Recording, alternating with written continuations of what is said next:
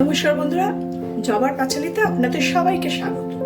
আজকে আমি আমের চাটনি করে দেখাবো। সচরাচর সবাই জানেন আমের চাটনিটা, কিন্তু আমি যেভাবে করব সেটা আপনাদের সাথে শেয়ার করতে চলেছি। পুরো ভিডিওটি স্কিপ না করে একটু ধৈর্য ধরে দেখবেন প্লিজ। তাহলে আসুন আমি আজকে আমের চাটনিটা আপনাদের সাথে দেখাই। এই দেখুন, আমটাকে না আমি গ্রেট করে নিয়েছি, আটিগুলো সব রেখে দিয়েছি। আটি খেতে সবারই ভালো লাগে। 5খানা আটি রেখে দিয়েছি, 5টা আম কুড়িয়ে নিয়েছি। এই দেখুন পুরো গ্রেট করে নিয়েছি মেশিনে। আচ্ছা, এবার শুরু করব রেসিপিটা। এই কাপটার আমি 2 কাপ জল নিয়ে নিয়েছি। এর মধ্যে 2 কাপ জল গ্যাসটা জ্বেলে দিয়েছি, বসিয়ে দিয়েছি। ওই কাপটারই 1 কাপ চিনি নিয়ে নিলাম, দিয়ে এটার মধ্যে দিয়ে দিলাম।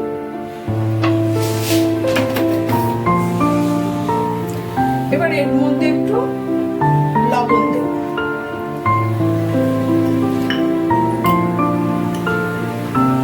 স্বাদ অনুযায়ী একটু লবণ দেব। আচ্ছা, আর একটা কথা বলে দিই, সেটা হলো চিনিটা আমি এখন 1 কাপ দিলাম। এবার মিষ্টি তো চাটনিতে সবাই কি বলবো একরকম খান না। কেউ টক টক মিষ্টি মিষ্টি খায়, কেউ পুরো মিষ্টি খান, আবার কেউ আবার একটু টক বেশি খান, মিষ্টি কম খায়, এরকম ব্যাপার। তো মিষ্টিটা যে যার স্বাদ অনুযায়ী দেবেন। আমরা মিষ্টি খাই, টক খেতে পারি না। তো মিষ্টিটা এখন এরকম দিলাম, 1 কাপ দিলাম চিনি। কিন্তু এটাকে আমি একটু টেস্ট করে নিয়ে তারপর চিনিটা দেবো, কারণ আমগুলো কোন আম কিরকম টক হয় বোঝা যায় না। একটা আম এক ধরনের টক, কোনোটা বেশি টক, কোনোটা কম টক। তো সেই জন্য আমটা দেবার পর আমি সেই স্বাদটা বুঝতে পারবো। কেমন? তাহলে চিনি দিয়েছি, নুন দিয়েছি, জল দিয়েছি, এটাকে একটু ভালো করে ফুটতে দিলাম। আচ্ছা, জলটা ভালো করে ফুটে গেছে। এবার এর মধ্যে আমি আমটা ছেড়ে দেবো।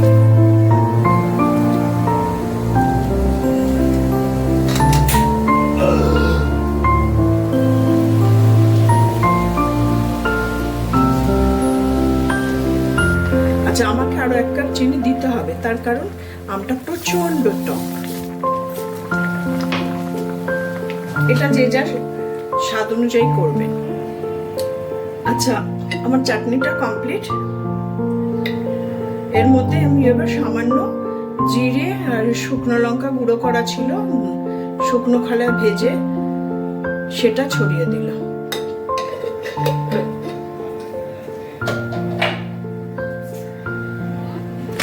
কিছুটা কাজু আর কিছুটা কিশমিশ দিলাম। এগুলো অপশনাল, দিতেও পারেন, নাও দিতে পারেন।